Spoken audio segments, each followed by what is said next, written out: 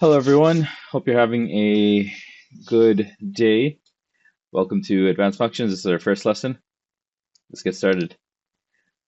So I will be using the Nelson textbook for our examples. So if you have the Nelson textbook, feel free to follow along. The first lesson is Unit 1, Lesson 1, Functions, and it is a review of grade 11. So here we have Jonathan and Tina. They're building an outdoor skating rink.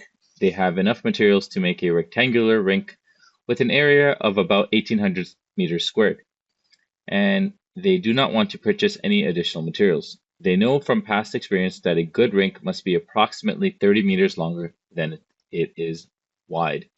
So the first thing I'm going to do is I'm going to start by writing an equation for area. So I know area is equal to length times width, and we're going to let x be our length and y be our width. And we know our area is 1,800 meters squared, so that's 1,800 is equal to x times y. What else do we know from this problem?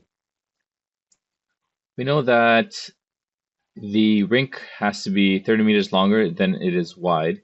So if I took my length, let's say x, and I subtracted it from my width, which is y, I should get 30, because we want it to be 30, and they don't want to purchase any additional materials. So they don't need it to be longer than 30. 30 is good enough. Let's rearrange our first equation and solve for y. So y is equal to 1,800 over x. Since I have two equations here, I can now substitute my y value into this equation here. And I will have now x minus 1,800 over x is equal to 30. At this point, we can solve this equation because we have a single variable, unknown variable, and we have one equation. Since one of our variables is in the denominator, we need to simplify the equation and somehow get that denominator out of, somehow get the variable out of the denominator. And one method is to multiply every single term within that equation by the denominator, in this case x. So I'm going to multiply everything by x.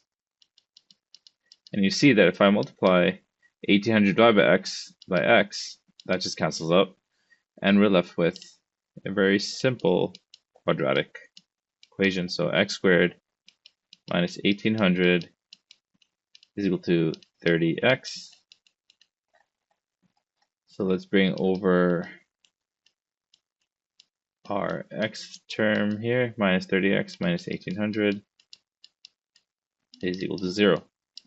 At this point, our quadratic is equal to 0. We can either use the quadratic formula to solve for our x values, or we can factor the equation. So remember, when we're factoring a simple quadratic like this, we are looking for two numbers that, when added together, equal the b term, which in this case is negative 30. And the same two numbers, when you multiply them, will give you the term that you get when you multiply your a and c values. So in this case, a is 1. 1 times negative 1,800 is negative 1,800. And take a moment to see if you can figure this out yourself. So hopefully